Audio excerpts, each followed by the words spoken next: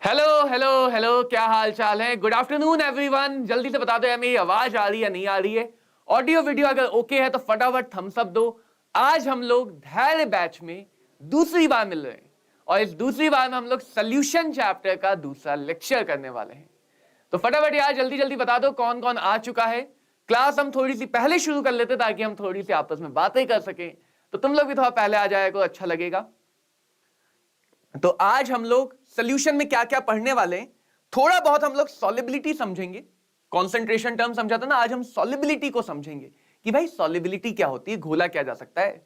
और सॉलिबिलिटी के बाद समझेंगे कि कैसे कैसे सॉलिबिलिटी चेंज होती है, टेम्परेचर का क्या इफेक्ट होता है, प्रेशर का क्या इफेक्ट होता है, कौन कौन से लॉ हैं जो सॉलिबिलिटी को गवर्न करते हैं। जिसमें जो ये राउल्ट नाम का लॉ है ना बच्चों, पूरा चैप्टर इस पे निपटेगा। ये पूरा चैप्टर राउल्ट लॉ पे निपटेगा। तो फटाफट आ जाओ यार। Good afternoon, good afternoon, hello hello, good afternoon. कैसे हो ममता, क्या हाल चाल है। तो क्लास को शुरू करने से पहले एक छोटी सी इंफॉर्मेशन दे दूं। वो इंफॉर्मेशन ये है कि कल नीट का एग्जाम है।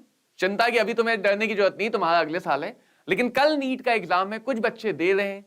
जो भी बच्चे नीट का एग्जाम दे रहे हैं, कल उसी एग्जाम का पेपर डिस्कशन हम लोग करने वाले हैं। कब कब करने वाले हैं? शाम को 5 बजे। कहां करेंगे? इसी चैनल पे करेंगे। क्यों करेंगे और क्यों उस डिस्कशन में तुम लोगों को आना है?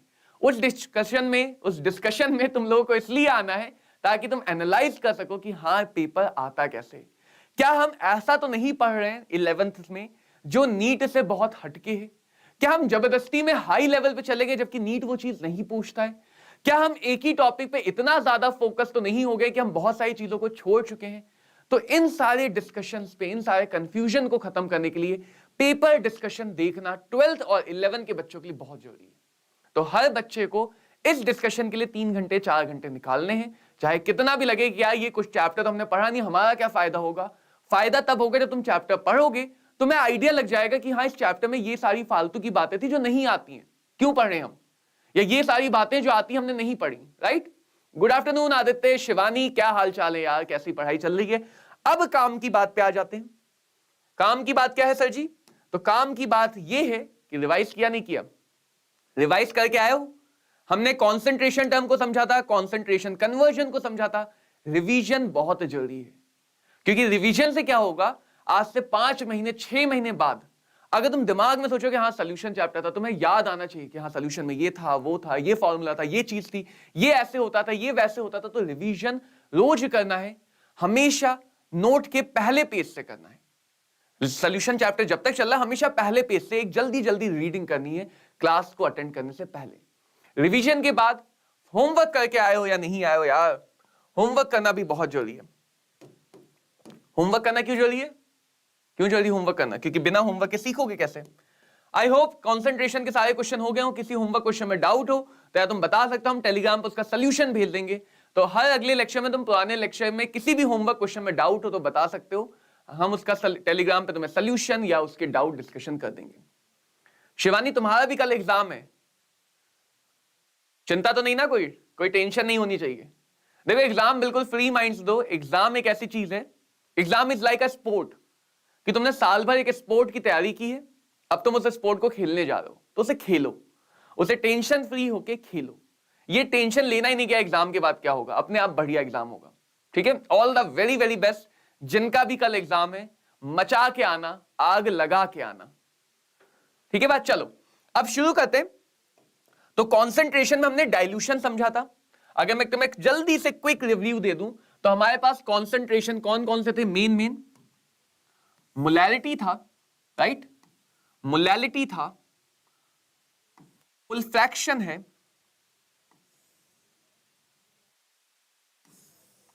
परसेंटेज है, पीपीएम है, ये सारे कॉन्सेंट्रेशन टर्म्स थे। मोलैलिटी क्या होता है? मोलैलिटी होता है सल्यूट के कितने मोल डिसॉल्व हैं 1 लीटर सोल्यूशन में। 1 लीटर सोल्यूशन में अगर हम वॉल्यूम को ml में रख रहे हैं तो 1000 से मल्टीप्लाई कर देते हैं। क्या कर देते हैं? 1000 से multiply. Hello hello Manju, Rahul, कैसे हो यार। मोलैलिटी क्या था? Moles of solute, mass of solvent. 1 kilogram solvent में कितना डिसॉल्व है वो मोलैलिटी होता है। और इसको भी अगर हम ग्राम में रखें तो यहां पे 1000 से मल्टीप्लाई कर देते हैं। मोल फ्रैक्शन क्या होता है? Fraction means part of one. तो तुम्हें हर कॉन्सेंट्रेशन की डेफिनेशन पता हो। फ्रैक्शन का मतलब पार्ट ऑफ वन, यानी कि फ्रैक्शन में हम कितने मोल डिसॉल्व कर रहे हैं सोल्यूशन के टोटल मोल्स वन में से। अगर सोल्यूशन के टोटल मोल वन है तो जितने मोल सल्यूट के होंगे उस रेशियो के according that will be your mole fraction. And remember, concentration always represent a ratio. Concentration एक रेशियो दिखाता है, ठीक है बात। परसेंटेज कॉम्पोजिशन है जिसमें हम सल्यूट का अमाउंट रखते हैं, इसको डिवाइड करते हैं टोटल अमाउंट से। परसेंटेज का मतलब 100 में कितना है, तो सबकी मतलब समझ लो। 1 लीटर में कितना है, 1 किलोग्राम सॉल्वेंट में कितना है, 1 मोल सोल्यूशन में कितना है, और 100 पार्ट ऑफ सोल्यूशन में कितना है। परसेंटेज में मास रेशियो भी होता है, वॉल्यूम रेशियो भी होता है, मोल रेशियो भी होता है। तो अलग अलग विविध प्रकार के परसेंटेज होते हैं। और एक और अगर हम पढ़ लें तो पीपीएम या नॉर्मेलिटी, जो हम आगे समझेंगे, ये होता है नंबर ऑफ इक्विवेलेंस। इसको मैं तुम्हें इलेक्ट्रोकेमिस्ट्री के साथ ही समझाऊंगा, रीजन कि वहां पे मैं तुम्हें 11 का रेडॉक्स भी थोड़ा सा रिवाइज करवाऊंगा। तो फिर से बता रहा हूं, जिनको भी ये डाउट है यार 11th करें या 12th करें, फोकस ऑन 12th। तुम बच्चों, कोई भी बच्चा एक्स्ट्रा पावरफुल नहीं है, कोई एक्स्ट्रा सुपरनेचुरल पावर नहीं है, सबके पास 24 घंटे हैं। अगर तुम इस डिलेमा में चले गए कि 11 करें 12th करें, ना 11th स्ट्रांग होगा ना 12th स्ट्रांग होगा, तो यकीन मानो मेरा, 12th के साथ जितना भी 11th यूज होगा सब करवाऊंगा। लेकिन तुम्हें 12th में जितना करवा रहा हूं उसको अच्छे से प्रैक्टिस करना, उसको स्ट्रांग बनाना है कि अक्टूबर नवंबर के बाद तुम फ्री माइंड से 11 पे फोकस कर सको, ठीक है। अक्टूबर नवंबर के बाद तुम बिल्कुल फ्री माइंड से 11 पे फोकस कर सको। समझ में आई बात? ये हमने कंसंट्रेशन टर्म्स पढ़ लिए थे, molality, mole fraction, percentage, normality. Normality हम बाद में पढ़ेंगे, लिखा हुआ है, लेकिन चिंता मत करो, ये अच्छे से समझ में आएगा। कंसंट्रेशन कन्वर्जन की बात कर लेते हैं। तो हमारे पास 3 कन्वर्जन के फॉर्मूले थे, राइट। क्या क्या थे वो फॉर्मूले? पहला था molality is equal to percentage mass by mass density of solution 10 divided by molar mass of solute. ये होता है अगर हमें परसेंटेज को मोलैलिटी में बदलना हो या मोलैलिटी को परसेंटेज में। दूसरा था mole fraction, molality divided by 1000 divided by molar mass of solvent plus molality. Molality को इग्नोर कर सकते हो अगर बहुत कम कंसंट्रेशन है। मोल फ्रैक्शन और मोलैलिटी का रिलेशन, और सबसे इंपॉर्टेंट इसलिए क्योंकि ये लगता है लोगों को टफ है, टफ कुछ नहीं है। 1000 time molality divided by 1000 time of density of solution minus molality multiplied by molar mass of solute. इसमें मोलर मास ऑफ सॉल्वेंट है, बाकी सब में मोलर मास ऑफ सॉल्यूट है। ये 3 कॉन्सेंट्रेशन कन्वर्जन थे। कॉन्सेंट्रेशन कन्वर्जन का मतलब कि हम कैसे एक कॉन्सेंट्रेशन टर्म, एक अलग टाइप की रेशियो को दूसरे टाइप के रेशियो में बदलेंगे। हाँ, आज चश्मा उतर गया है। मैं बढ़िया हूं मनु, तुम लोग कैसे हो? अच्छा लगता है तुम लोगों को देख के। चश्मा आज उतर गया है, ऐसे ही अच्छा दिख रहा है, ठीक है। और एक हमने और क्या पर चीज पढ़ ली थी कि अगर हम डाइल्यूट करते हैं तो डाइल्यूशन से पहले का मामला और डाइल्यूशन के बाद के मामले में सल्यूट के जो अमाउंट है वो नहीं बदलता। डाइल्यूशन का मतलब हम सॉल्वेंट ऐड कर रहे हैं, राइट। तो सॉल्वेंट को ऐड करने से हम सल्यूट के अमाउंट में चेंज होता हुआ नहीं देखेंगे। तो देखो, ये है पिछली क्लास का रिव्यू।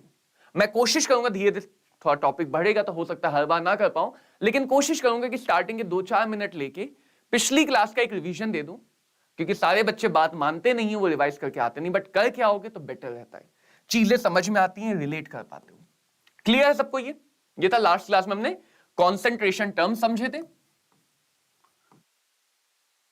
कॉन्सेंट्रेशन का मतलब समझा था, एक कॉन्सेंट्रेशन को दूसरे में कैसे बदलेंगे ये समझा था, और डाइल्यूशन के इक्वेशन क्या होती है ये समझा था। अब अगली बात पे आते हैं। अगली बात है मिक्सिंग। मिक्सिंग भी बहुत काम का है। देखो, मिक्सिंग का या डाइल्यूशन का मेन फंडामेंटल कॉन्सेप्ट क्या है? Concentration is amount of solute divided by usually अगर एक को छोड़ दे तो अमाउंट टोटल होता है, राइट, सल्यूट और सॉल्वेंट का। तो चाहे हम सल्यूट को बदलें, चाहे हम सॉल्यूशन को बदलें, हर बार कॉन्सेंट्रेशन बदलेगा, राइट, बदलेगा ही नहीं बदलेगा।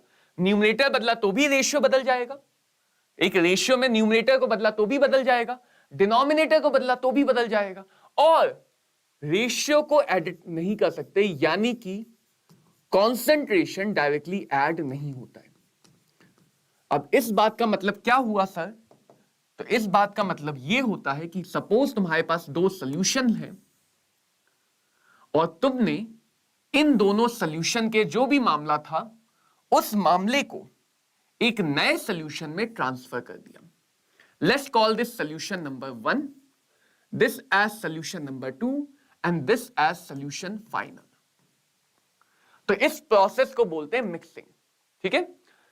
यस आदित्य, मैंने पिछले सेशन में भी प्रैक्टिस के लिए क्वेश्चन दिए थे आंसर के साथ, आई होप वो क्वेश्चन सॉल्व हुए हों, ठीक है आदित्य।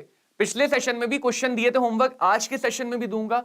हर सेशन में तुम्हें होमवर्क मिलेगा। इवन अगर तुम्हें किसी होमवर्क क्वेश्चन में डाउट है, अगले सेशन में मुझे बताओ कि सर मुझे ये क्वेश्चन में डाउट है, क्वेश्चन नंबर बता दो, स्लाइड नंबर बता दो, मैं उनके सोल्यूशन तुम्हारे पास पहुंचवा दूंगा, ठीक है बात। यस, कल नीट का एग्जाम है, बिल्कुल कल वो दिन है जिसके लिए बहुत सारे बच्चों ने साल भर लग के मेहनत की है, तो कल का दिन बहुत खास है। और ऐसे ही जब तुम्हारा जो 12th के बच्चे उनका जिस दिन एग्जाम आएगा वो भी उनके लिए बहुत खास होगा, ठीक है। चलो बढ़े आगे। मान लेते हैं सोल्यूशन की मोलैरिटी m1 है, वॉल्यूम v1, इस सोल्यूशन की मोलैरिटी m2, वॉल्यूम v2, इस सोल्यूशन की मोलैरिटी m, वॉल्यूम v मान लेते हैं। तो समझना इस बात को कि हम अमाउंट को तो ऐड कर सकते हैं ना। अमाउंट हमारा क्या होता है? Nature wise additive. Nature wise additive होने का मतलब अगर मेरे पास एक सोल्यूशन में 10 ग्राम है, एक सोल्यूशन में 5 ग्राम है, तो मैं कह सकता हूं मिलाने के बाद टोटल 15 ग्राम होंगे। मास, वॉल्यूम, मोल, जितनी भी चीजें अमाउंट को रिप्रेजेंट करती है उनको हम ऐड कर सकते हैं डायरेक्टली। बट जो रेशियो है कॉन्सेंट्रेशन, मैं ये नहीं कह सकता कि ये 2 मोल्स पर लीटर है, ये 3 मोल्स पर लीटर है, तो final solution 5 moles per litre होगा। ये डायरेक्टली कहना थोड़ा सा डाइसी हो जाएगा, राइट। तो हम क्या कह सकते हैं कि V1 plus V2 is equal to final volume, हाँ या ना। अगर ये 10 ml है, ये 20 ml है, तो मिलाने के बाद 30 ml का छोटा छोटा लिटिल लिटिल बन जाएगा। मैं ये भी कह सकता हूं सल्यूट का मास जितना 1 में है, सल्यूट का मास जितना 2 में है, टोटल सल्यूट का मास उतना ही फाइनल सॉल्यूशन में होगा। मैं ये भी कह पाऊंगा अगर मास ऐड हो सकता है तो जितने मोल सल्यूट के 1 में है, जितने मोल सल्यूट के 2 में है, उतने ही मोल सल्यूट के फाइनल में होंगे, मोल भी कंजर्व होंगे। ये बन जाता है हमारा मिक्सिंग करने का फंडामेंटल कॉन्सेप्ट, मिक्सिंग का फंडामेंटल कॉन्सेप्ट। क्लियर? यहीं से अगर हम आए तो मोल को भाई लिख सकते हैं मोलैरिटी इंटू वॉल्यूम, मोल्स को लिख सकते हैं मोलैरिटी इंटू वॉल्यूम, यानी कि mole in solution 1 will be m1v1, 2 में हो जाएगा m2v2 और फाइनल में हो जाएगा m into v, final volume, right. तो यहां से हमारे पास एक छोटा सा काम का एक्सप्रेशन आएगा विच इज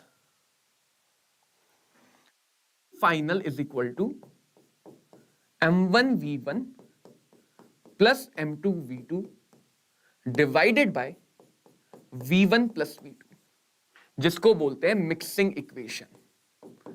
इस इक्वेशन को बोलते हैं मिक्सिंग इक्वेशन। क्या बोला जाएगा? Mixing equation.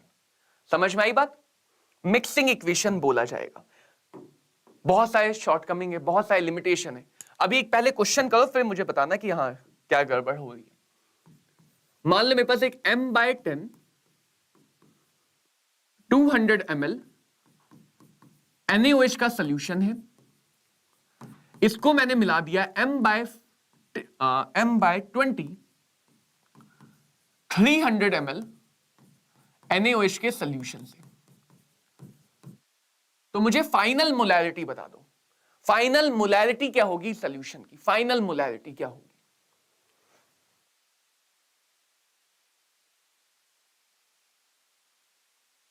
जल्दी से मुझे पहले वाले में फाइनल मोलैरिटी बता दो।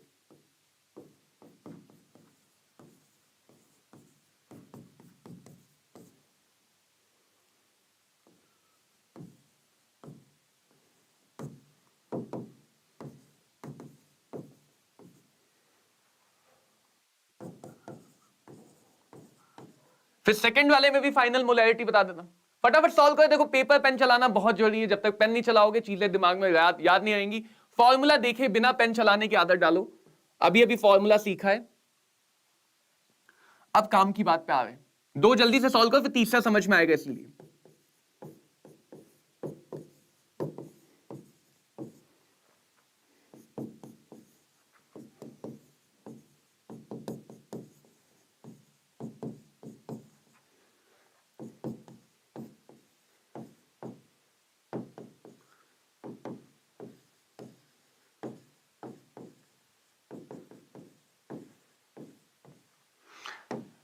निकाल पाए? फटाफट निकालो, फिर फाइनल जल्दी से सोचेंगे। कर पाए? अरे यार, निकाल पाए? नहीं निकाल पाए? धीमे हो गए हो, स्लो हो रहे हो। देखो हमें कॉन्सेंट्रेशन दिया है, right?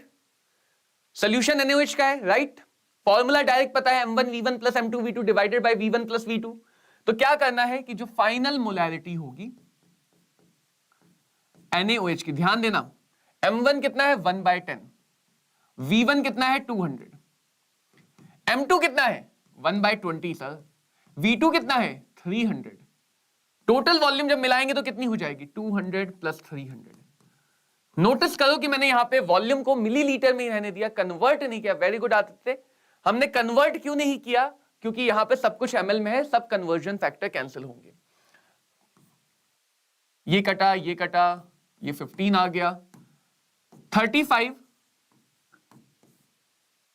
Divided by 500, 0.07 moles per litre. ये आ गई final molarity 0.07 moles per litre. आया समझ में? क्या ये समझ में आ पाई बात? कुछ कैलकुलेशन देख लेना, एक बार चेक कर लेना, रीचेक। क्या ये सबको क्लियर है? अगले में आते हैं।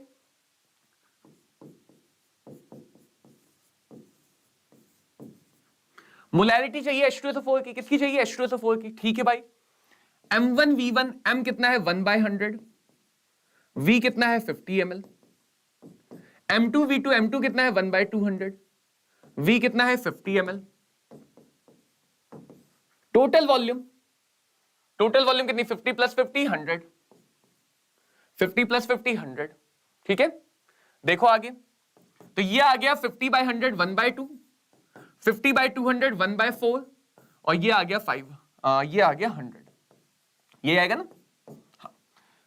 एलसीएम लेंगे, ये 2/4, ये बन जाएगा 3/4 डिवाइडेड बाय 100। तो इसे हम 0.75 या 0.0075 भी लिख सकते हैं मोल्स पर लीटर। ये हमारा आंसर। क्लियर? यस, बहुत बढ़िया आदित्य, बहुत बढ़िया।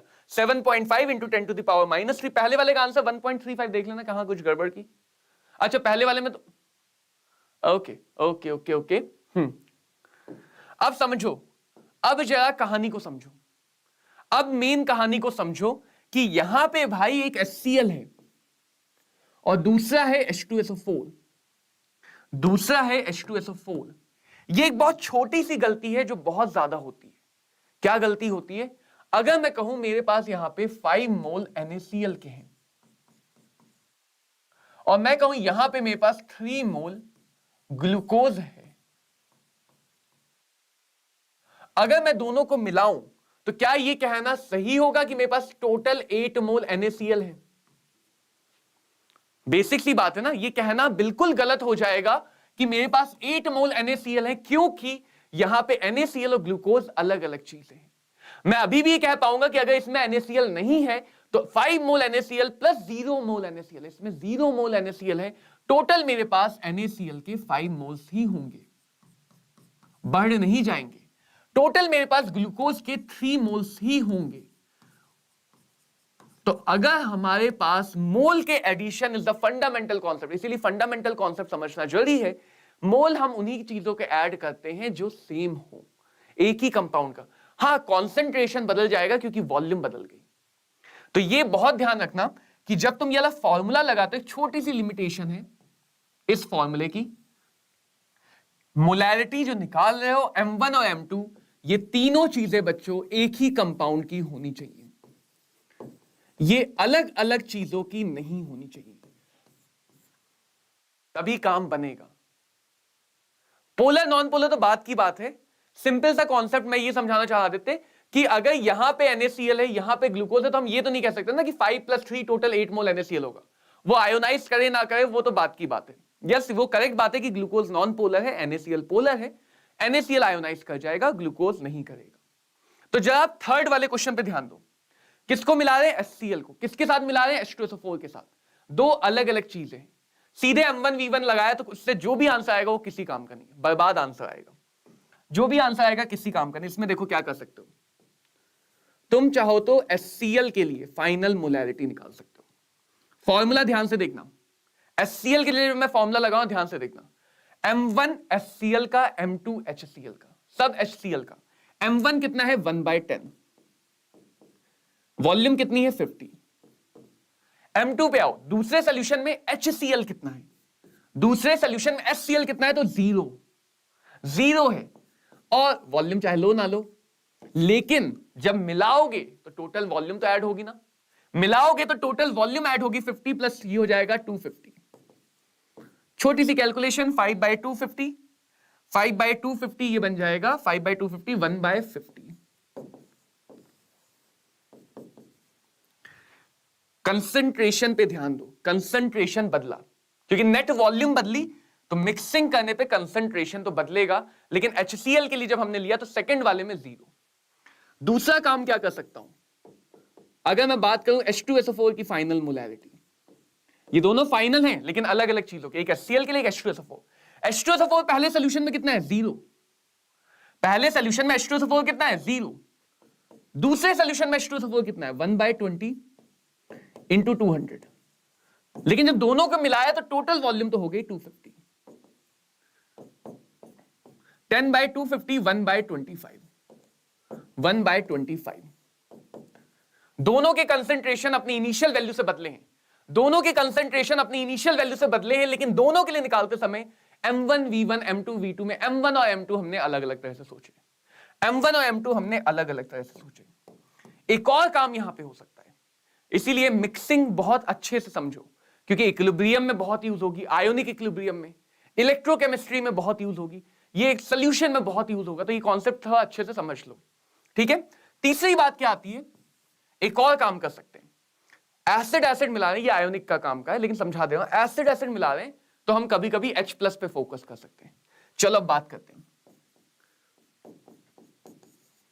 अगर मुझे H+ की फाइनल मोलैरिटी चाहिए, किसकी? H+ की। कैसे निकलेगी देखो, पहले सॉल्यूशन में HCl एक H+ देता है, HCl एक H+ देता है, तो HCl में जितना भी कंसंट्रेशन है उतना ही H+ मिलेगा। तो अब मैं H+ का कंसंट्रेशन लूंगा। अगर मैं फाइनल H+ का निकालना तो M1 भी H+ का, M2 भी H+ का। इस सॉल्यूशन से H+ भी इतना ही आएगा क्योंकि ये आयोनाइज होके एक H+ देगा, ये वाला आयोनाइज होके 2 H+ देगा, हाँ या ना? 2 H+ देगा तो जितना भी कंसंट्रेशन उसका दुगना H+ आएगा। दूसरे सॉल्यूशन से H+ आएगा 2 × नॉट 1/10, 2 × 1/20। ये H+ है दूसरे सॉल्यूशन का और ये H+ है पहले सॉल्यूशन का। तो जिसका कंसंट्रेशन निकाल रहे हो उसी का वॉल्यूम यूज करो। अब वॉल्यूम उसी का कंसंट्रेशन यूज करो। अब वॉल्यूम पहले में 50 है, दूसरे में वॉल्यूम 200 है, डिवाइडेड बाय टोटल वॉल्यूम 250। इसको अब तुम खुद सॉल्व करोगे तो जो भी फाइनल कंसंट्रेशन आएगा वो H+ का आएगा, जो भी फाइनल कंसंट्रेशन आएगा वो H+ का आएगा। तो इस बात को समझो कि मिक्सिंग इक्वेशन तुम जहां मन करे वहां लगाओ, जब भी मिक्सिंग की फील आए। बस M1 M2 को सोचते समय ध्यान रखो, M1 और M2 को सोचते समय ध्यान रखना है। समझ में आई सबको ये बात कि मिक्सिंग क्या है और कैसे हम यूज करेंगे, मिक्सिंग क्या है और कैसे हम यूज करेंगे। अब आगे आते हैं, कंसंट्रेशन कभी भी डायरेक्टली ऐड मत करना। अब इस चैप्टर को शुरू करते हैं कॉन्सेप्ट वाइज। तो पहली चीज आती है विच इज सॉल्युबिलिटी। सॉल्युबिलिटी क्या होता है? सॉलिबिलिटी मतलब घोल पाना, सॉलिबिलिटी का मतलब घोल पाना। मान लो मेरे पास एक सॉल्वेंट है,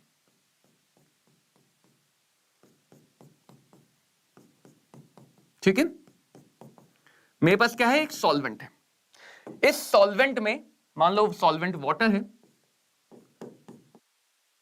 इस सॉल्वेंट में मैंने बहुत सारे शुगर के क्रिस्टल डाल दिए। क्या ऐड कर दिया, शुगर के क्रिस्टल डाल दिए, स्टरिंग नहीं की, गर्म नहीं किया, सिर्फ डाल दिया शुगर, ऊपर से टिप करके, टिप टिप बरसा पानी, ठीक है, शुगर डाल दी, क्लियर, शुगर डाली है, बिल्कुल। अब क्या होगा कि धीरे धीरे पानी की सरफेस टेंशन या पानी के कोहेसिव एडिसिव फोर्स, जो कॉन्सेप्ट चाहो सोच लो, कि सरफेस पे जो शुगर के पार्टिकल चिपके होंगे, नीचे वाली सरफेस पे, ऊपर से सोचो, नीचे से सोचो, नीचे वाली सरफेस पे जो शुगर के पार्टिकल चिपके होंगे, पानी धीरे धीरे उनको डिसॉल्व करके अपने अंदर ले जाएगा। तो धीरे धीरे शुगर के कुछ क्रिस्टल्स या कुछ पार्टिकल पानी के अंदर जाना शुरू करेंगे, पानी के अंदर जाना शुरू करेंगे। शुगर प्लस पानी, ये बन गया शुगर सिरप, चाशनी बना दी हमने। अब जो पार्टिकल अंदर गए, लिक्विड और गैस के पार्टिकल तो मोशन में रहते हैं, तो जो भी पार्टिकल अंदर गए, वो पार्टिकल अंदर जाके रैंडमली इधर उधर अलग अलग डायरेक्शन में मूव करेंगे। करना ही पड़ेगा उन्हें मूव, क्यों नहीं करेंगे। तो मूव करते करते क्या होगा, हो सकता है किसी पार्टिकल की काइनेटिक एनर्जी ज्यादा हो, किसी पार्टिकल की काइनेटिक एनर्जी ज्यादा हो, और वो पार्टिकल अपने ज्यादा स्पीड की वजह से, अपनी ज्यादा एनर्जी की वजह से सॉल्यूशन से सीधा चीरता हुआ बाहर आ गया वापस। यानी जब भी हम किसी को डिसॉल्व करते थे, एक रिवर्सिबल प्रोसेस आती है। क्या आती है, एक रिवर्सिबल प्रोसेस आती है। इसको हम क्रिस्टलाइजेशन या सिंपल लैंग्वेज में प्रेसिपिटेशन बोल सकते हैं। बहुत समझना इस बात को, इसको हम सिंपल लैंग्वेज में क्या बोल सकते हैं, प्रेसिपिटेशन या क्रिस्टलाइजेशन। अब की कहानी आगे की, डिसोल्यूशन भी हो रहा है, क्रिस्टलाइजेशन भी हो रहा है, शुगर का अमाउंट सोल्यूशन के अंदर भी जा रहा है, अंदर से बाहर भी आ रहा है। मान लो 1 सेकंड में 10 पार्टिकल अंदर गए, 2 पार्टिकल बाहर आए, 10 अंदर 2 बाहर, तो हम कह सकते हैं ना, नेट हमारे पास 8 अंदर बढ़े होंगे, अंदर 8 बढ़ गए होंगे। या मान लो किसी समय पे 2 अंदर गए, 5 बाहर आ गए, तो हम कह सकते हैं अंदर से 3 पार्टिकल कम हो गए होंगे, नेट अंदर से 3 पार्टिकल कम होंगे। यानी डिपेंड करता है इन दोनों स्पीड पे कि नेट अंदर कॉन्सेंट्रेशन बढ़ेगा या कॉन्सेंट्रेशन घटेगा। एक समय ऐसा भी आ सकता है कि 10 पार्टिकल अंदर गए, उसी टाइम पे 10 बाहर आ गए, उसी टाइम पे 10 बाहर आ गए। इस टारगेट पे, इस पे हमें फोकस करना है। तो 10 अंदर गए, 10 बाहर आए सेम टाइम पे, तो कोई चेंज नहीं होगा, ना अंदर कोई चेंज होगा, ना बाहर कोई चेंज होगा। इसी कंडीशन को 11th में इक्विलिब्रियम कहते थे यार, इसी कंडीशन को तो हम लोग 11th में इक्विलिब्रियम कहते थे। तो समझो, अब इसको लिखते हैं साइंटिफिक टर्म में, अब इसको लिख लेते हैं साइंटिफिक टर्म में कि कोई ना कोई समय ऐसा आएगा जब डिसॉल्व होने की स्पीड क्रिस्टलाइजेशन की स्पीड के बराबर हो जाएगी। उस टाइम पे कंसंट्रेशन ऑफ शुगर इनसाइड पानी will be constant, will be constant. वो ना बढ़ पाएगा ना घट पाएगा, और अपने आप उससे ज्यादा हो भी नहीं पाएगा, अपने आप उससे ज्यादा हो भी नहीं पाएगा। तो उस टाइम पे कंसंट्रेशन क्या है, मैक्सिमम। इसी मैक्सिमम कंसंट्रेशन को, इस पर्टिकुलर टाइम के कंसंट्रेशन को बोलते हैं सॉलिबिलिटी। तो सॉलिबिलिटी एक गोल है, जैसे तुम्हारा गोल डॉक्टर बनना है, तुम्हारा एंड गोल क्या है। तो सॉल्यूशन में सल्यूट का एंड गोल क्या है, सल्यूट का एंड गोल है कि सल्यूट मैक्सिमम कंसंट्रेशन तक डिसॉल्व होना चाहेगा, उसके बाद वो अपने आप से कंसंट्रेशन को बढ़ा नहीं पाएगा। तो जो भी मैक्सिमम कंसंट्रेशन हम डिसॉल्व कर सकते हैं in a given amount of solvent, उसी को बोलते हैं एट अ स्पेसिफिक टेम्परेचर, उसी को बोलते हैं सॉलिबिलिटी।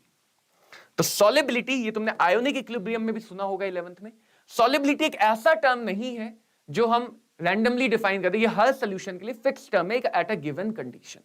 दूसरी बात, इस पर्टिकुलर कंडीशन को ही हम बोलते हैं कि हमारे पास इक्विलिब्रियम आ गया। क्या आ गया? इक्विलिब्रियम।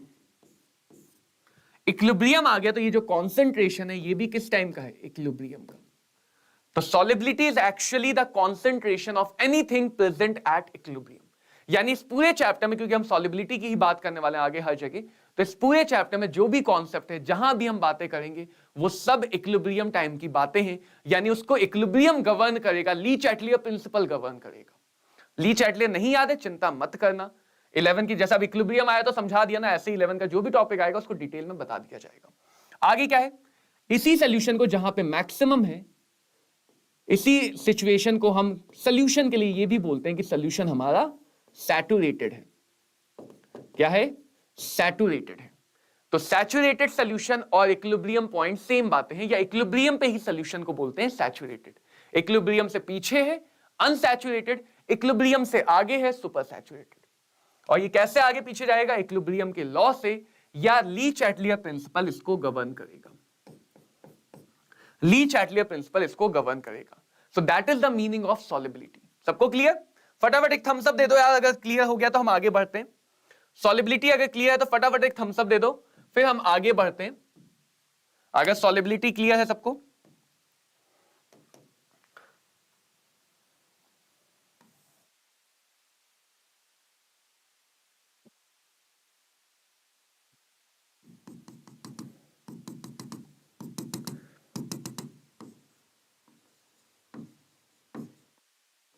चलो अब आगे देखते हैं। ठीक है, अब मान लो मेरे पास वाटर है।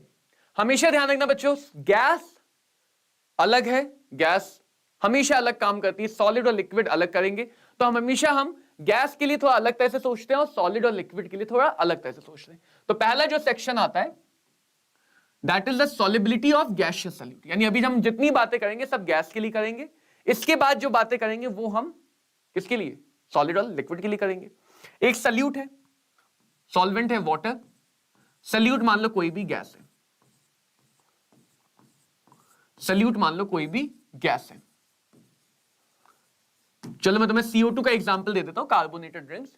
तो अब क्या होगा? सबसे पहली बात, गैस को भागना पसंद है। जैसे बेबी को बेस पसंद है, वैसे ही गैस को भागना पसंद है।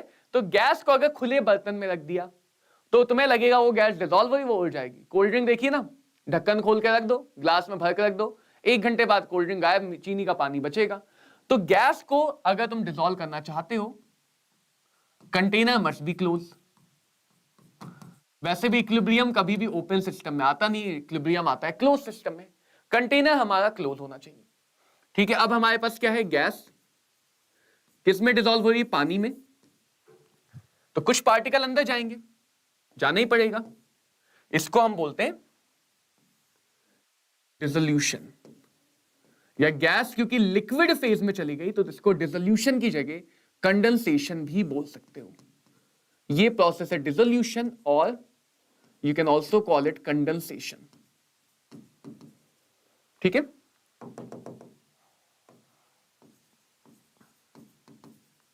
गैस पानी के अंदर जाएगी। अब गैस तो है भाई भागने वाली, गैस तो बदमाश है ही, चैन से बैठ ही नहीं सकती एक जगह। तो वो गैस के पार्टिकल जो अंदर गए इधर उधर तबाही मचाएंगे, कभी इधर कभी उधर, हर डायरेक्शन में भागेंगे। कोई पार्टिकल ऐसा होगा जो भागते भागते बाहर आ गया, भागते भागते बाहर आ गया। तो यहां भी एक इक्विलिब्रियम सिचुएशन आएगी। इस रिवर्स प्रोसेस को हम बोल सकते हैं इवेपोरेशन। रिवर्स प्रोसेस को बोल सकते हैं इवेपोरेशन। सिंपल सा फंडा, इक्विलिब्रियम तो आएगा ही। या हम बोल सकते हैं कि जब गैस हमारी सैचुरेट हो जाएगी, सॉल्यूशन कैसा हो जाएगा? सैचुरेट हो जाएगा। उस गिवन टाइम पे जब सॉल्यूशन सैचुरेटेड है, कंडेंसेशन की स्पीड और इवेपोरेशन की स्पीड बराबर होगी। कंडेंसेशन और इवेपोरेशन की स्पीड बराबर होगी, और इसके बराबर होने का मतलब इस गिवन टाइम पे जो भी गैस का पानी के अंदर गैस का जो भी पानी के अंदर कॉन्सेंट्रेशन है उसी को बोलेंगे सॉलिबिलिटी, उसी को बोलेंगे सॉलिबिलिटी। तो कॉन्सेंट्रेशन ही है सॉलिबिलिटी, और कॉन्सेंट्रेशन है तो इसको मोलैरिटी में भी दिखा सकते हो, मोल फ्रैक्शन में भी दिखा सकते हो, अलग अलग तरह से दिखा सकते हो। इसको हम मोलैरिटी में दिखा सकते हैं, मोलैलिटी में दिखा सकते हैं, मोल फ्रैक्शन में दिखा सकते हैं, और भी अलग अलग तरीके हैं कॉन्सेंट्रेशन दिखाने के, और भी अलग अलग तरीके हैं कॉन्सेंट्रेशन दिखाने के। अब अगर एक और बात यहां पे समझो, क्योंकि पहले गैस के पार्टिकल में कोई भी अट्रैक्शन फोर्स नहीं था, गैस के पार्टिकल में कोई भी अट्रैक्शन फोर्स नहीं था, इसका मतलब जब गैस पानी के अंदर गई तो पानी और गैस में कुछ तो अट्रैक्शन होगा, लिक्विड में अट्रैक्शन बनेगा। या ऐसे सोच लो, गैस को अगर तुम पानी बना रहे हो, गैस को अगर लिक्विड बना रहे हो, तो उस प्रोसेस में हमेशा एनर्जी इवॉल्व होती है।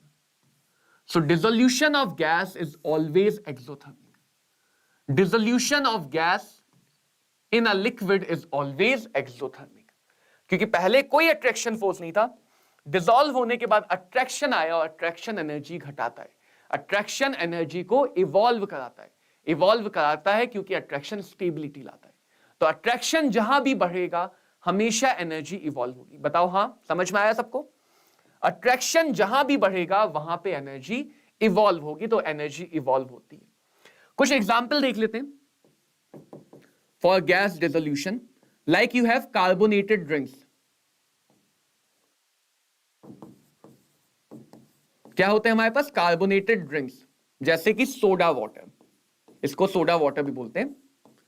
तो जितने भी तुम सोडा सोल्यूशन देखते हो, चाहे वो कोल्ड ड्रिंक हो, नॉर्मल सोडा हो, जो भी जिस लिए भी यूज करते हो, वो सब के सब पानी में CO2 डिसॉल्व होते हैं।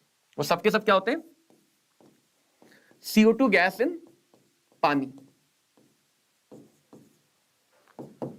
या फिर जो हम डिसॉल्व्ड ऑक्सीजन की बात करते हैं पानी के अंदर, जिससे जलीय जीव जंतु सांस ले पाते हैं, ब्रीथ कर पाते हैं, एक्वेटिक स्पीशीज, वो भी एक तरह से गैस इन वाटर। तो गैस इन लिक्विड के बहुत सारे एग्जाम्पल हैं, ठीक है, बहुत सारे एग्जाम्पल हैं। एक और बात छोटी सी है जो अगर याद कर लो तो अच्छी बात है, गैस का डिसॉल्व होना क्या इस बात पे निर्भर करेगा कि कितना अट्रैक्शन लग पाएगा? जितना ज्यादा अट्रैक्शन लगेगा उतनी आसानी से गैस डिसॉल्व होगी। अट्रैक्शन ही तो डिसॉल्व करवा रहा है, अट्रैक्शन ही तो डिसॉल्व करवा रहा है, हाँ या ना? तो अगर जिन गैस के लिए लिक्विफैक्शन आसान होता है,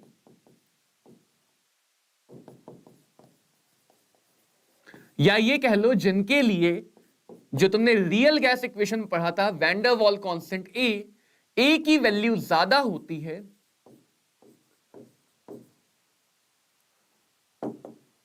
उस गैस के लिए सॉलिबिलिटी भी गिवन कंडीशन पे ज्यादा होती है, उस गैस के लिए सॉलिबिलिटी भी गिवन कंडीशन पे ज्यादा होती है। ए का मतलब क्या है? ए रिप्रेजेंट करता है वैन डर वाल constant for pressure correction. A represent करता है गैस पार्टिकल के बीच के अट्रैक्शन को। जितना ज्यादा अट्रैक्शन होगा उतना इजीली गैस डिसॉल्व होगी, जितना ज्यादा अट्रैक्शन होगा उतना इजीली गैस डिसॉल्व होगी। पोलर गैसेस के लिए हमेशा अट्रैक्शन फोर्सेस ज्यादा होते हैं as compare to non polar.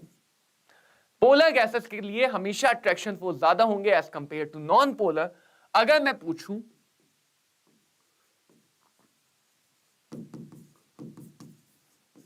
Ammonia और CO2 किसकी सॉलिबिलिटी ज्यादा होगी पानी में? अमोनिया और CO2 किसकी सॉलिबिलिटी ज्यादा होगी पानी में? तो जवाब आएगा सर अमोनिया तो H बॉन्ड भी बनाता है, तो अमोनिया तो और ज्यादा अट्रैक्शन लगा पाएगा पानी के साथ, अमोनिया तो पानी के साथ और अट्रैक्शन लगा पाएगा, तो अमोनिया की सॉलिबिलिटी ज्यादा होगी। अगर मैं पूछूं कार्बन डाइऑक्साइड और लेट्स से नाइट्रोजन गैस, दोनों नॉन पोलर है, नॉन पोलर के लिए आता है वैन डर वाल फोर्स, नॉन पोलर के लिए क्या आता है? वैन डर वाल फोर्स, जो डिपेंड किस पे करता है? सरफेस एरिया पे, डिपेंड किस पे करता है? सरफेस एरिया पे। तो अब अगर नॉन पोलर दोनों गैसेस हैं, कैसी गैसेस है? नॉन पोलर, तो इसके लिए जिसका सरफेस एरिया ज्यादा उसकी सॉलिबिलिटी ज्यादा। तो हम गैसेस की सॉलिबिलिटी को उनके नेचर के अकॉर्डिंग कंपेयर कर सकते हैं। पोलर गैसेस की सॉलिबिलिटी नॉन पोलर गैसेस से ज्यादा होगी। अब पोलर नॉन पोलर कैसे पहचानोगे? स्ट्रक्चर बना के। स्ट्रक्चर बना के नहीं पहचान पाते हो कोई बात नहीं, जब इनऑर्गेनिक में सीखोगे तो स्ट्रक्चर बनाना सीख जाओगे। ठीक है, तो गैस की सॉलिबिलिटी हमें समझनी थी कि गैस कैसे डिसॉल्व होती है, गैस कैसे काम करती है। Now comes to the effect of temperature and pressure. ये भी हम किस पे देख रहे हैं? उन सल्यूट पे जो गैशियस है। ये भी हम किस पे देख रहे हैं? गैशियस सल्यूट पे। किस पे? गैशियस सल्यूट पे। कि गैशियस सल्यूट भाई कैसे डिसॉल्व होंगे, गैशियस सल्यूट कैसे डिसॉल्व होंगे। तो देखो कैसे होते। गैस प्लस लेट्स से पानी, ये मिला गैस एक्वस।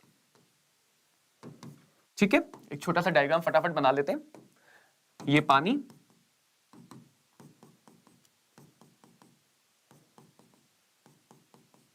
ये ऊपर गैस। ठीक है, अब देखो ये अंदर भी जा रही है और ये बाहर भी आ रही है। अगर मैं टेम्परेचर को बढ़ा दूं, एक सिंपल सा 9th क्लास का ऑब्जर्वेशन है कि टेम्परेचर को बढ़ाने से चीजों की काइनेटिक एनर्जी बढ़ती है। अगर तुम्हें गर्म कर दे तो तुम इधर तो भागोगे, तुम्हें गर्म बेंच पे बैठा दो तो आराम से तुम अपने आप रॉकेट की तरह लॉन्च हो जाओगे। तो टेम्परेचर अगर बढ़ाया जाए तो चीजों की काइनेटिक एनर्जी बढ़ती है। या ये भी देख सकते हो कि टेम्परेचर बढ़ाने पे चीजें गैसियस फेज की तरफ जाती है। ये भी कह सकते हैं टेम्परेचर बढ़ाने से अगर काइनेटिक एनर्जी बढ़ी तो इवोपोरेशन ज्यादा होगा। इवेपोरेशन अगर ज्यादा हुआ तो सॉलिबिलिटी घट जाएगी। सॉलिबिलिटी का मतलब पानी के अंदर, सॉल्वेंट के अंदर कितना है। तो अगर इवेपोरेशन ज्यादा हुआ तो सॉल्वेंट के अंदर तो कम रहेगा। अगर इवेपोरेशन ज्यादा हुआ तो सॉल्वेंट के अंदर कम होगा। और अगर तुमने प्रेशर बढ़ाया तो प्रेशर बढ़ाने से चीजें लिक्विफाई होती हैं। प्रेशर बढ़ाने से कंप्रेशन होगा, गैस पास आएगी, पास आएगी तो प्यार होगा, अट्रैक्शन होगा। तो गैस जैसे से पास आएगी पानी को अच्छा लगेगा, पानी उसको बुला लेगा आ जाओ। तो कंप्रेशन होने से सॉलिबिलिटी बढ़ती है। तो इसको ये भी कह सकते हो शॉर्ट में कि temperature and solubility are inversely related while pressure and solubility are directly related. और इसी चीज को हम, ये जो टेम्परेचर और प्रेशर का इफेक्ट है, इसी को बोलते हैं हेनरीज लॉ। तो हेनरी लॉ कुछ अलग नहीं है। हेनरी लॉ यही बात है कि एक गैस का सॉलिबिलिटी टेम्परेचर के इनवर्सली डिपेंड कर रहा है और प्रेशर के डायरेक्टली डिपेंड कर रहा है। टेम्परेचर से इनवर्सली एंड प्रेशर से डायरेक्टली। तो ये टेम्परेचर और प्रेशर का इफेक्ट सॉलिड और लिक्विड सल्यूट पे अलग तरह से होता है, गैसियस सल्यूट पे अलग तरह से होता है। क्लियर सबको? समझ में आ गया? तो फटाफट एक थम्स अप दो यार, जल्दी से आगे बढ़ते हैं। तो हेनरी लॉ क्या कहता है? स्टेटमेंट वाइज गैस की solubility at a given temperature उसके वेपर प्रेशर के डायरेक्टली प्रोपोर्शनल होती है, या उसके पार्शियल प्रेशर के डायरेक्टली प्रोपोर्शनल होती है। सिंपल वर्ड में हम क्या लिख सकते हैं? प्रेशर ऑफ गैस और सॉलिबिलिटी डायरेक्टली रिलेटेड है। तो देखो प्रोपोर्शनलिटी साइन को हटाओगे तो कांस्टेंट आएगा। वो कांस्टेंट इधर भी दिखा सकते हैं, इधर भी दिखा सकते हो। तो बहुत सारे तरीके हैं। तुम दिखा सकते हो pressure multiplied by constant is equal to, solubility को मोलैरिटी में दिखा सकते हो। तुम दिखा सकते हो pressure is equal to constant multiplied by molarity. तुम दिखा सकते हो pressure into constant multiplied by mole fraction, solubility को मोल फ्रैक्शन में दिखा सकते हो। तुम दिखा सकते हो pressure is equal to KH multiplied by mole fraction. तो बहुत सारे तरीके हैं सॉलिबिलिटी को दिखाने के। इन सबको हम हेनरी कांस्टेंट बोलते हैं। डिफॉल्ट वाला ये वाला है, जो नीट में काम आएगा वो ये वाला है। वरना सिंपल सा एक्सप्रेशन है कि प्रेशर और सॉलिबिलिटी डायरेक्टली प्रोपोर्शनल है। तो सॉलिबिलिटी के लिए जब प्रोपोर्शनलिटी कांस्टेंट लगाओगे तो वो अलग लेफ्ट राइट दोनों जगह लिखाया जाता है। मोलैरिटी में है, पहचानोगे कैसे? कौन सा फॉर्मूला है? KH की यूनिट से। पहचानोगे कैसे? KH की यूनिट से। KH की यूनिट आएगी मोलर, प्रेशर को मान लो हम एटमॉस्फेरिक में रख रहे हैं, पर एटमॉस्फेरिक। यहां पे देखो KH की यूनिट क्या आएगी? एटमॉस्फेरिक पर मोलर। यहां पे क्या आएगी? मोल फ्रैक्शन यूनिटलेस, तो KH की यूनिट आएगी एटमॉस्फेयर इनवर्स, यहां पे आ जाएगी एटमॉस्फेयर। तो हमारे पास कौन सा एक्सप्रेशन है ये हम चेक करते हैं using our unit of KH, कि KH इधर है उधर है, KH किधर की तरफ है। KH is can be pressure by solubility और सॉलिबिलिटी बाय प्रेशर, और KH को हम बोलते हैं बच्चों क्या? Henry constant. डिफॉल्ट हमेशा ये वाला कंसीडर करते हैं, where XB is mole fraction of gas। तो जितना ज्यादा प्रेशर उतना ज्यादा मोल फ्रैक्शन, जितना ज्यादा प्रेशर उतना ज्यादा मोल फ्रैक्शन। अब सारी बातें देखो इसी से करेंगे डिस्कस, ठीक है? क्लियर सबको? यहां तक क्लियर होना ही चाहिए। पहली बात क्या कर सकते हैं, अगर हम डिफरेंट गैसेस को सेम प्रेशर पे ऑब्जर्व कर रहे हैं, सेम कंडीशन पे ऑब्जर्व कर रहे हैं, ठीक है? हर अलग अलग गैस को हम डिसॉल्व कर रहे हैं एक गिवन कंडीशन पे, तो देखो प्रेशर सबका सेम, तो हम कह सकते हैं KH multiplied by mole fraction सबका सेम होगा। यानी उस केस में मोल फ्रैक्शन और KH इनवर्सली रिलेटेड होंगे। तो ये बात समझ लो, सॉलिबिलिटी और KH इनवर्सली रिलेशन है, सॉलिबिलिटी और KH इनवर्स डिपेंड करते हैं। तो अगर हम कोई गैस है जिसकी सॉलिबिलिटी ज्यादा है, कोई गैस है बच्चों जिसकी सॉलिबिलिटी ज्यादा है, तो उसके लिए हेनरी कांस्टेंट की वैल्यू कम होगी।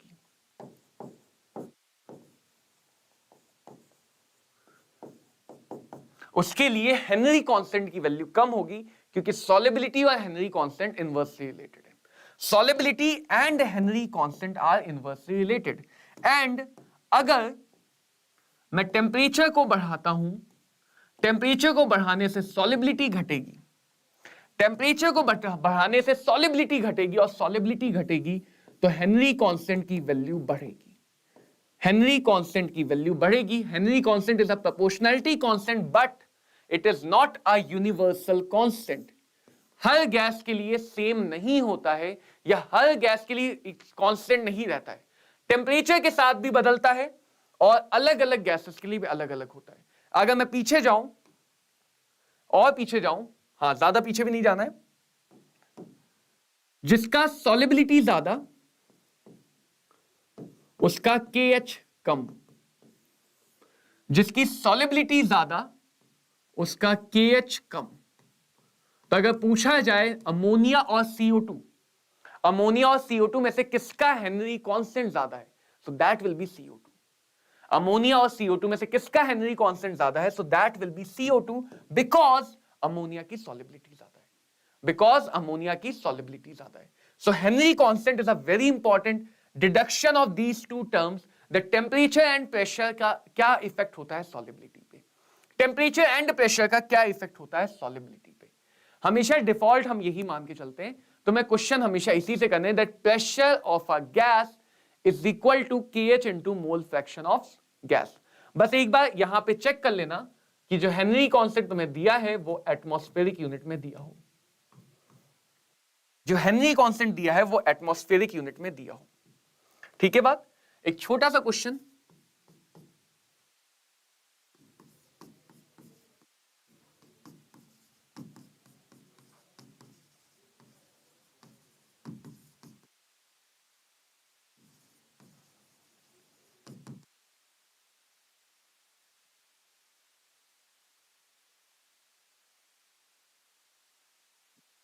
तो फटाफट इस क्वेश्चन का आंसर बता दो यार। हलवा क्वेश्चन दिया है परोस के,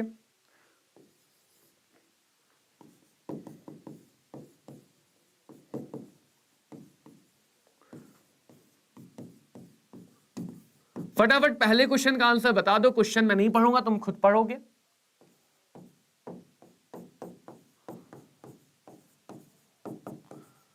वैल्यू में हाइपोथेटिकल ले रहा हूं, तो ये वैल्यू अलग हो सकती है, मुझे नहीं पता ये क्या होगी।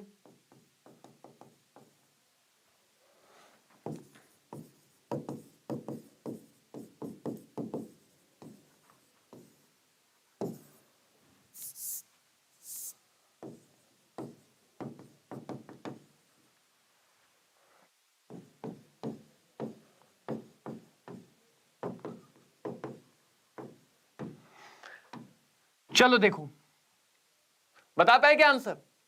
KH की वैल्यू दी है, ठीक है, यूनिट देख लो, यूनिट बस एक बार चेक जरूर कर लिया करो, एटीएम यानी हाँ ठीक है। अगर KH की यूनिट में कोई भी कॉन्सेंट्रेशन की यूनिट नहीं आ रही, इसका मतलब KH में जो सॉलिबिलिटी है वो मोल फ्रैक्शन में यानी यल अपना काम कर रहा है। नहीं भी समझ पाया तो न्यूमेरिकल तो इसी पे आता है, नीट में न्यूमेरिकल इसी पे आता है। सॉलिबिलिटी जाननी है, प्रेशर दिया है, direct formula P is equal to KH multiply by X, X is solubility और mole fraction of gas, so solubility आ जाएगी, प्रेशर इज 5। अच्छा मैंने KH की वैल्यू एक मिनट रुकना, KH की वैल्यू यहां पे पॉजिटिव कर लो वरना बहुत ज्यादा सॉलिबिलिटी आ जाएगी, मतलब वो प्रैक्टिकली गलत होगा, बस इतना है, KH की वैल्यू पॉजिटिव कर लो, अदरवाइज वो प्रैक्टिकली गलत हो जाएगा। सो सॉलिबिलिटी आ जाएगी 5 divided by 5 into 10 to the power 3, so that will be 10 to the power -3, और हम कह सकते हैं 0.001। ये हो गया पहले क्वेश्चन का आंसर, क्लियर, 0.001। अब जो ऐसे क्वेश्चन है, इतना आसान भी नहीं देता है नीट एग्जाम, इन पे ध्यान दो। जो हम गैस की बात कर रहे हैं, गैस में यूजुअली बच्चों बात हमेशा पार्शियल प्रेशर की होती है, यानी अगर मुझे सॉलिबिलिटी ऑक्सीजन की चाहिए, इफ सॉलिबिलिटी ऑक्सीजन की चाहिए तो प्रेशर भी किसका होना चाहिए? प्रेशर भी ऑक्सीजन का होना चाहिए, प्रेशर भी ऑक्सीजन का होना चाहिए। और इस बात को बहुत ध्यान से समझना, ये states of matter, chemical kinetics यहां हर जगह काम आएगा। अगर प्रेशर बताया नहीं गया किसका है, अनलेस अंटिल क्वेश्चन बता दे कि वो प्रेशर किसका है, वरना तुम हमेशा प्रेशर को एज्यूम करोगे टोटल, हमेशा ये एज्यूम करोगे कि जो प्रेशर दिया गया है वो टोटल प्रेशर दिया गया है। इसका मतलब पहले हमें ऑक्सीजन का प्रेशर निकालना पड़ेगा। कैसे निकालेंगे? सिंपल सा लॉ, डाल्टन लॉ। अगर एयर 20% ऑक्सीजन है तो प्रेशर भी 20% आएगा, सो ऑक्सीजन का प्रेशर हो जाएगा टोटल मल्टीप्लाइड बाय 20/100। इस प्रेशर का 20% ही ऑक्सीजन लगा पाएगा, क्योंकि प्रेशर वॉल्यूम प्रोपोर्शनल होते हैं। तो ऑक्सीजन का पार्शियल प्रेशर कितना आ गया? 1 atm। ऑक्सीजन का पार्शियल प्रेशर 1 atm आ गया। अब हम इस क्वेश्चन को सॉल्व कर सकते हैं।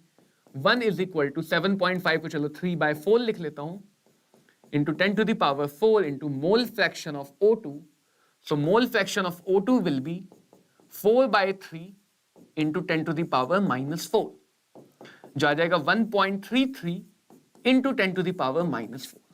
This will be the solubility of oxygen at the given condition.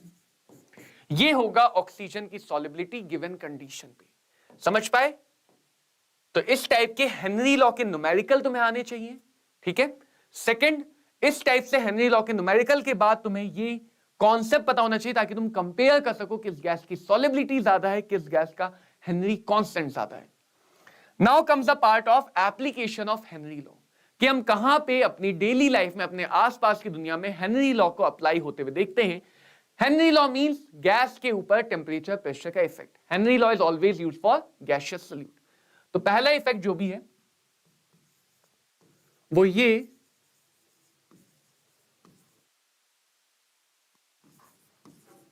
कि जितनी भी कार्बोनेटेड ड्रिंक्स होती हैं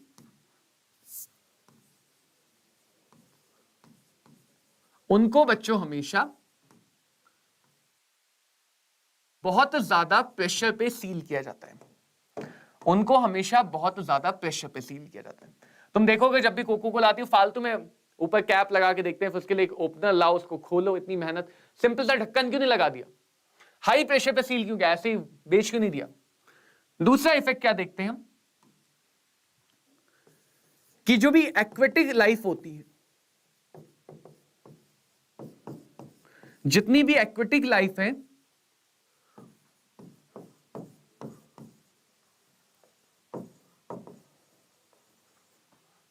वो ज्यादा कंफर्टेबल होती है कोल्डर वाटर में। अगर वाटर का टेम्परेचर ज्यादा, कभी ऐसा मत सोचना कि यार ठंड हो रही है तो कहीं तुम्हारे घर में एक्वेरियम में मछली को ठंड लग रही है, उसका पानी तुमने गर्म करे और मछली जल की रानी नहीं रह पाएगी। तो जितनी भी मछली हो गए, एक्वेटिक लाइफ हो गए, जो पानी के अंदर सांस लेते हैं, वो ठंडे पानी में ज्यादा अच्छा महसूस करते हैं। और क्या हमने देखा है, और क्या देखा है कि जो डीप सी डाइवर्स होते हैं, गहरे पानी में गोता लगाने वाले। जो डीप सी डाइवर्स होते हैं वो यूज करते हैं helium diluted air. Helium diluted air यानी वो नॉर्मल एयर ना लेके उसमें नाइट्रोजन कंटेंट को कम कर देते हैं और हीलियम से डाइल्यूट करते हैं, क्योंकि प्योर ऑक्सीजन तो भाई नुकसान करती है, तो वो हीलियम डाइल्यूटेड एयर यूज करते हैं। और हमने क्या देखा है आसपास, हेनरी लॉ का एप्लीकेशन।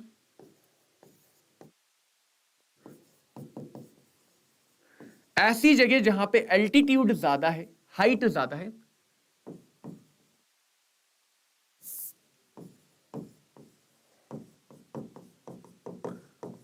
तो वहां पे थकान जल्दी हो जाती है। कभी पहाड़ पे चढ़ के देखो तो नॉर्मल अगर तुम 1 किलोमीटर चढ़ सकते हो, पहाड़ पे 1 किलोमीटर में तुम्हारी सांसें अब निकल जाएंगी। एक जानवर दिखता है उसकी तरह हाफने लगोगे, राइट? क्यों होता है ऐसा? अब बात करते हैं इन सबके रीजन की, कि इनको हाई प्रेशर पे क्यों सील करते हैं। अगर प्रेशर ज्यादा होगा, टेस्ट द थंडर। इसीलिए तुम अगर नोटिस करो तो थम्स अप का टेस्ट या जो ब्लैक वाली कोल्ड ड्रिंक उनका टेस्ट थोड़ा सा शार्प होता है, और जो लाइट कलर वाली कोल्ड ड्रिंक उनका टेस्ट थोड़ा सा माइल्ड कह सकते हो। ऐसा नहीं है कि वो अलग अलग चीजों से बनी है, कलर तो बस डाला गया है। ऐसा क्यों है? अगर प्रेशर ज्यादा है तो ज्यादा CO2 डिसॉल्व होगी, ज्यादा CO2 डिसॉल्व होगी और वो ज्यादा शार्प टेस्ट देगी, सोडा का ज्यादा फील आएगा। इसीलिए जब तुम PVR या मल्टीप्लेक्स में जाओ, बड़े बड़े महंगी जगह जाओ, तो वो एक 20 रुपए मिलने वाली कोल्ड ड्रिंक को बहुत महंगा करके देते हैं। क्यों? ऐसा थोड़ी कि वो लूट रहे हैं तुम्हें, हो सकता है लूट रहे हो, बट ऐसा इसलिए भी है क्योंकि वो कोल्ड ड्रिंक को बाजार से खरीद कर नहीं लाते। उनके पास बड़ी बड़ी मशीनें होती हैं जिसकी मदद से वो उसी टाइम पे CO2 गैस को भर के देते हैं। तुम्हारी कोल्ड ड्रिंक के अंदर CO2 गैस को पर्ज करके देते हैं। उससे फायदा क्या होता है कि तुम्हें ज्यादा टेस्ट फील होता है। CO2 गैस लीक नहीं है, CO2 गैस का टेस्ट ज्यादा आता है, ज्यादा अच्छा टेस्ट लगता है।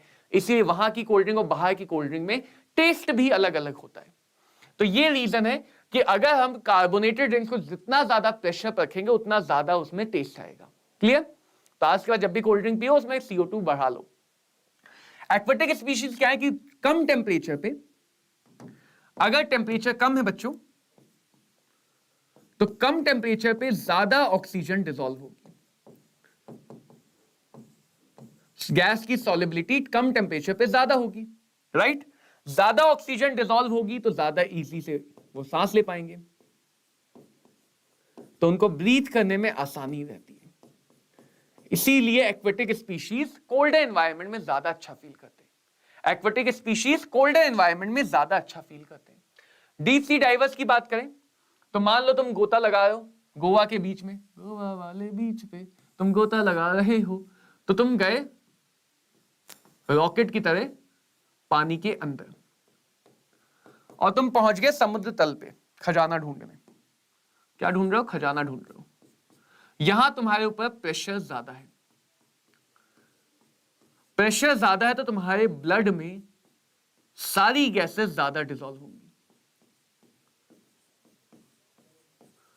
प्रेशर ज्यादा है तो तुम्हारे खून में सारी गैसेस ज्यादा डिसॉल्व होंगी, राइट? अब अगर तुम्हारे खून में ऑक्सीजन ज्यादा हुई तुम उसको यूज कर लोगे, वो तो खत्म कर डालोगे, पी डालोगे, ऑक्सीजन का यूज हो जाएगा। नाइट्रोजन रह जाएगी अनयूज्ड, नाइट्रोजन अनयूज्ड रह जाएगी। अब जब तुम वापस से खजाना लेके ऊपर आओगे तो यहां पे तुम्हारे ऊपर प्रेशर वापस से कम हो जाएगा, यहां पे तुम्हारे ऊपर प्रेशर वापस से कम हो जाएगा। और अगर प्रेशर कम हो गया तो जो भी एक्स्ट्रा नाइट्रोजन है वो इवॉल्व होने लगेगी। जब ये एक्स्ट्रा नाइट्रोजन इवॉल्व होगी, जब ये एक्स्ट्रा नाइट्रोजन इवॉल्व होगी तो तुम्हारे ब्लड के अंदर बबल्स बनेंगे, बुलबुले बनेंगे, खौलने लगेगा खून। तुम्हारा खून पानी के अंदर से खौलने लगेगा और तुम्हें एक ऐसी सिचुएशन का फील होगा जिसको बोलते हैं बेंट। तुम्हारी बॉडी के जॉइंट्स जाम हो जाएंगे, बहुत ज्यादा दर्द होगा बॉडी में उस वजह से, और कई बार लोगों की डेथ तक हो जाती है। तो ये सिचुएशन ना हो, ये बेंट की सिचुएशन ना आए, इस वजह से हीलियम को लेते हैं जिसकी सॉल्युबिलिटी कम है एज कंपेयर टू नाइट्रोजन। तो हीलियम उतनी ज्यादा पेनफुल सिचुएशन क्रिएट नहीं करेगी। और इसीलिए अगर तुमने जिंदगी ना मिलेगी दोबारा देखा होगा तो डीप सी डाइविंग से पहले ट्रेनिंग दी जाती है ब्रीथिंग करने की, सिखाया जाता है पानी के अंदर कैसे सांस लें, कैसे हम अपनी ब्रीथ को कंट्रोल करें, हम कम से कम ब्रीथ इन ब्रीथ आउट करें ताकि हम कम से कम गैसेस को अपने ब्लड में डिसॉल्व होने दें, और एक लिमिट से ज्यादा हम पानी के अंदर नहीं रह सकते, अदरवाइज प्रॉब्लम होगी। तो जब तुम समुद्र में गोता लगाने जाओगे, अगर कभी तुम्हें जिंदगी ना मिलेगी दोबारा का शौक चढ़ा, तो इस बात को ध्यान रखना कि केमिस्ट्री में पढ़ा था, ये काम आएगा। हाई एल्टीट्यूड पे क्या है, प्रेशर कम है। अब तुम पानी से बाहर निकले और चढ़ गए पहाड़ पे, पता नहीं कैसे कैसे शौक है, कभी पानी में गोता लगा रहे हो, कभी पहाड़ पे चढ़ रहे हो, तो चढ़ गए तुम माउंट एवरेस्ट पे। अब इस माउंट एवरेस्ट पे क्या है, इस माउंट एवरेस्ट पे भैया प्रेशर कम है। प्रेशर कम है तो खून में ऑक्सीजन कम डिसॉल्व होगी, तो कम प्रेशर पे खून में ऑक्सीजन कम जाएगी, ऑर्गन्स को कम ऑक्सीजन मिल पाएगी, ज्यादा ब्रीथ इन ब्रीथ आउट करना पड़ेगा, तेजी तेजी से सांस लेनी पड़ेगी। तभी उस जानवर की तरह दिखने लगते हैं सब लोग, क्योंकि बहुत तेजी से सांस लेनी पड़ती है, ज्यादा ऑक्सीजन लेनी पड़ती है, ज्यादा एयर लेनी पड़ती है, ताकि ब्लड में या हमारी बॉडी के उन ऑर्गन्स को, सेल्स को जरूरत के अकॉर्डिंग ऑक्सीजन मिल पाए, जरूरत के अकॉर्डिंग ऑक्सीजन मिल पाए। तो ये बच्चों अब ध्यान रखना, ये जो हेनरी लॉ के एप्लीकेशन है, इनको तुम्हें एनसीईआरटी से भी पढ़ना है।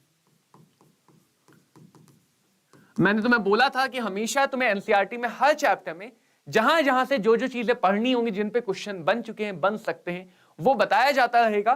तो अभी तक मैंने तुम्हें नहीं बोला, इसका मतलब तुम्हें नहीं पढ़ना है, मतलब जरूरी नहीं है, मन हो तो पढ़ सकते हो। लेकिन जो ये वाला सेक्शन है हेनरी लॉ के एप्लीकेशन, ये एक बार एनसीईआरटी से पढ़ लेना, समझ लेना, ये काम के हैं, ठीक है।